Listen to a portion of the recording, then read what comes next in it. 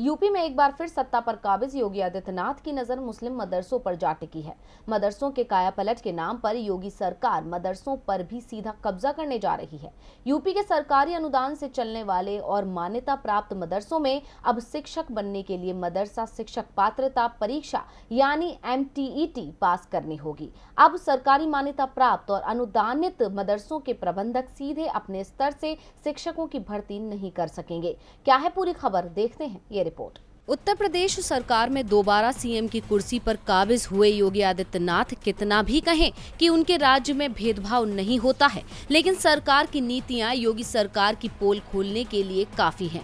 चाहे फिर वो बुलडोजर का मामला हो या फिर पुलिस या कार्रवाई, जहां धर्म के आधार पर ही एक्शन तय किया जाता है। ऐसा ही मामला है मुस्लिम मदरसों का, जो सरकारी अनुदान से सालों से यूपी में चल रहे हैं, लेकिन अब इन मदरसों पर भी सरकारी कब्जे की तैयारी योगी सरकार ने कर ली है। सुधार के नाम पर अब राज्य के मदरसों में जो कदम उठाए जा रहे हैं वो सवालों के घेरे में है। योगी आदित्यनाथ सरकार ने अब मदरसा शिक्षकों की भर्ती की व्यवस्था में लगाम लगाने की तैयारी कर ली है।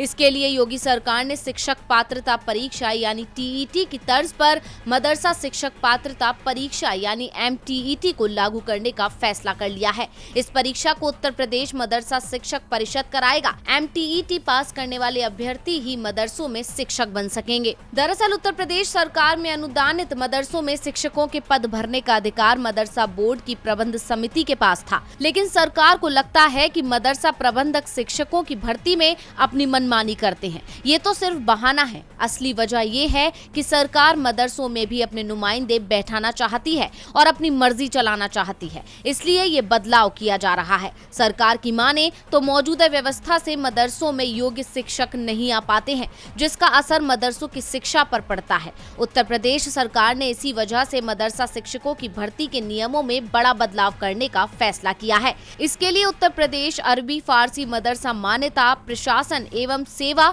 विनियमावली 2016 में जरूरी संशोधन करने जा रही है। मदरसा बोर्ड के अध्यक्ष डॉक्टर इफ्तिखार अहमद जावेद ने बताया कि मदरसों में शिक्षा की गुणवत्ता बढ़ाने के लिए MTET का नियम लागू किया जा रहा है। इसके लागू होने के बाद उत्तर प्रदेश मदरसा शिक्षा परिषद MTET कराएगा। उसके बाद इस परीक्षा में जो अभ्यर्थी पास होंगे वो मदरसा शिक्षक बनने के योग्य होंगे, जिस प्रकार TET में होता है। यानी मदरसों में अब जितने पद भी खाली हैं या भविष्य में रिक्त होंगे, उनमें MTET पास करने वाले अभ्यर्थी ही शिक्षक बन सकेंगे। उन्होंने बताया कि इसका प्रस्ताव बनाकर शासन को भेजा जा रहा है।